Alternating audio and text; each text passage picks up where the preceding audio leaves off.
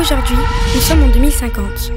Les graines plantées en 2024 ont germé, les rivières sont devenues propres, les forêts respirent à nouveau, les terres nourrissent les familles. En Guinée, l'eau est accessible grâce à des projets locaux. En Côte d'Ivoire, les forêts replantées protègent la biodiversité.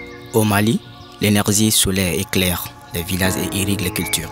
En Algérie, la nature a repris ses droits et arrête la désertification.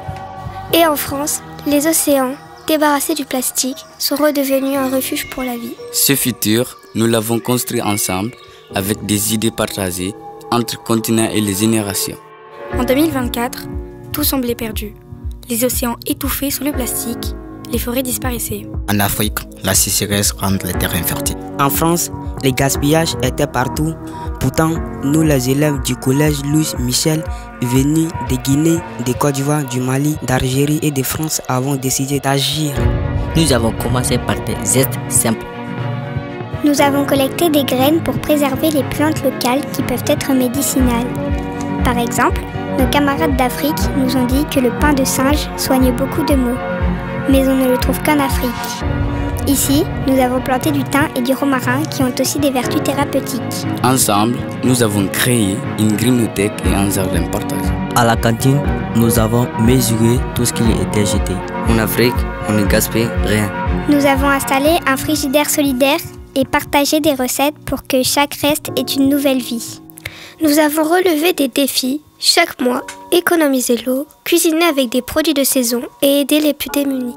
Et nous avons créé un journal mensuel nommé Écolo Journal, ainsi que des émissions sur les antennes avec Radio Escapade pour toucher un large public. Nous voilà des années plus tard à regarder ces mondes que nous avons sauvés.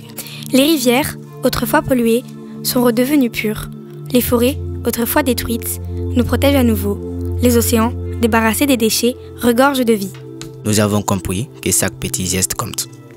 Que travailler ensemble, malgré nos différences, peut tout changer. Nous avons sauvé la planète en plantant des graines, en partageant des savoirs et en prenant soin de l'eau, de la terre et des océans et en s'acceptant les uns les autres. À vous, les générations futures, de continuer ce chemin. Souvenez-vous, l'océan nous relie, la terre nous nourrit. Ensemble, nous pouvons préserver notre monde. Il y a longtemps, un arbre géant unissait tous les peuples. Ses racines donnaient de l'eau et ses feuilles protégeaient les hommes. Mais les hommes ont oublié sa valeur et ont coupé l'arbre. L'eau a disparu, les terres sont devenues arides, les peuples se sont divisés. Un jour, un enfant a planté une graine. L'arbre a repoussé, l'eau est revenue. Les peuples ont compris qu'ils devaient protéger la terre ensemble. Cette histoire nous fait comprendre qu'en plantant des graines et en travaillant ensemble, nous pouvons sauver notre monde. Nous avons appris à parler une langue universelle, celle du respect de la planète et de la coopération. En partageant nos traditions et nos idées, nous avons compris que nos différences étaient une force.